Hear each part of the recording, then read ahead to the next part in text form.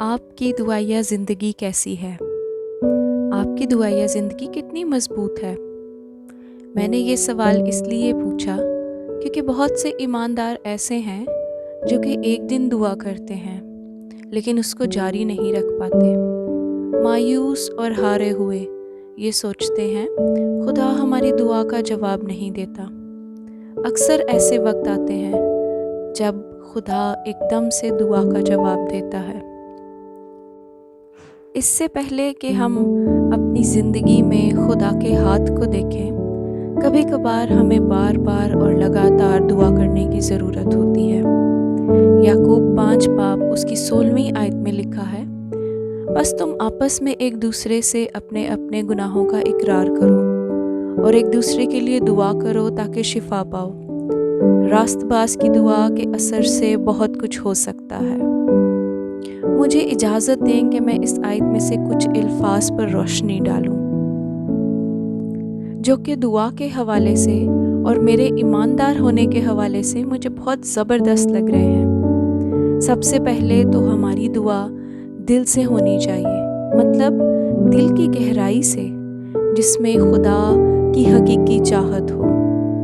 دوسرے نمبر پر یہ ہماری دعا بلا ناغہ ہونی چاہیے۔ ہمیں بار بار دعا کرنی چاہیے، نہ کہ کبھی کبھار۔ ہماری دعا کو لگاتار ہونا چاہیے۔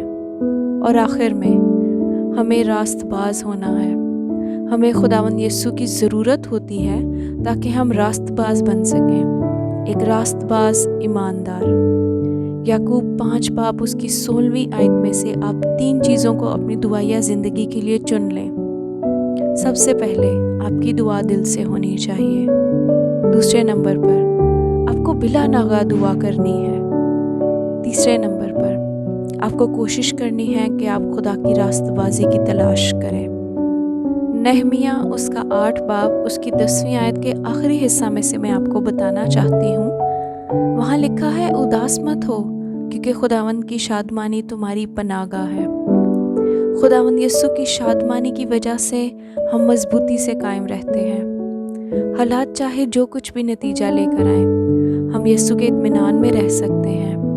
ہمیں مسیح میں ابدی امید ہے، چاہے حالات غیر یقینی ہوں، ہمیں پتہ نہ ہو کہ کیا ہوگا، لیکن ہمیں اس بات کا اطمینان ہے کہ جو بھی ہو رہا ہے ہمارا خدا ہمارے لیے بھلا کر رہا ہے۔ یسایہ 40 باب اس کی 31 آیت میں لکھا ہے کہ لیکن خداوند کا انتظار کرنے والے اثر نو زور حاصل کریں گے، وہ عقابوں کی مانند بالوں پر اڑیں گے، وہ دوڑیں گے اور نہ تھکیں گے، وہ چلیں گے اور ماندہ نہ ہوں گے۔ تمام بائبل میں ہمیں خدا کے خوبصورت وعدے ملتے ہیں، وعدے کہ خدا ضرورت کے وقت ہمیں قوت دے گا، وعدے کہ خدا ہماری بلا ناغہ اور دل کے گہرائی سے کی ہوئی دعا کو سنے گا، وعدے کہ ہم غم زدہ نہیں ہوں گے بلکہ خدا کی شادمانی ہمارا زور ہے۔ بار بار ہمیں یاد دلایا جاتا ہے، چاہے کچھ بھی ہو جائے، ہمارے پاس امید ہے کہ خدا ہمیں سنتا ہے۔ ہمیں اپنے زور پر توکل نہیں کرنا ہے بلکہ یہ سمجھنا ہے کہ ہماری قوت مسیح سے ہے۔ بات ہماری کوششوں اور جنگ لڑنے کی قوت کی نہیں ہے، ساری بات یسوع مسیح کی ہے۔ آئیں دعا کرتے ہیں۔ آسمانی باپ، تیری رحمت ہر صبح نئی اور تازہ ہے اور کوئی تیرے جیسا وفادار نہیں ہے۔ خداوند، اس زندگی کے لیے ہم تیرے بہت شکر گزار ہیں۔ خداوند، ہماری مدد کر کہ ہم دعا کر سکیں، بلا ناغہ دعا کر سکیں۔ زبور 31 اس کی 20ویں آیت ہمیں بتاتی ہے، تو ان کو انسان کی بندشوں سے اپنی حضوری کے پردہ میں چھپا لے گا، تو ان کو زبان کے جھگڑوں سے شامیانہ میں پوشیدہ رکھے گا۔ اے مالک، ہمیں پوشیدہ جگہ جہاں تیری حضوری ہے وہاں پر رکھ۔ تیری حضوری ہر برے پھندے سے اور ہر منفی لفظوں سے جو ہمارے خلاف بولے جاتے ہیں ہمیں بچاتی ہے۔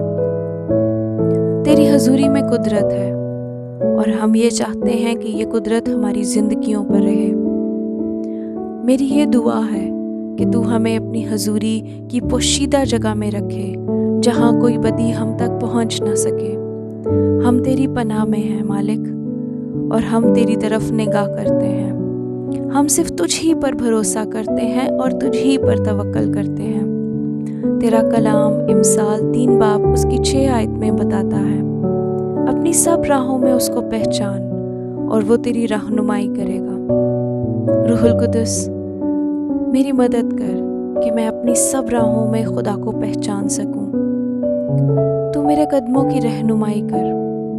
میں یہ دعا کرتی ہوں کہ روح القدس مجھے یہ یاد دلاتا رہے کہ میں اب غلام نہیں ہوں بلکہ خدا کی بیٹی ہوں، اور اپنی ہر آزمائش پر میں اسی وجہ سے فتح کا اعلان کرتی ہوں۔ خداوند، جب ہمیں کچھ ضرورت ہوتی ہے تو ہم تیری طرف نگاہ کرتے ہیں، اور میں تیرے کلام کو جو زبور 37 اس کی 25ویں آیت کے مطابق بولتی ہوں، جس میں لکھا ہے، میں جوان تھا اور اب بوڑھا ہوں تو بھی میں نے صادق کو بے کس اور اس کی اولاد کو ٹکڑے مانگتے نہیں دیکھا۔ اس وعدے کو میں اپنی ہر ضرورت پر بولتی ہوں۔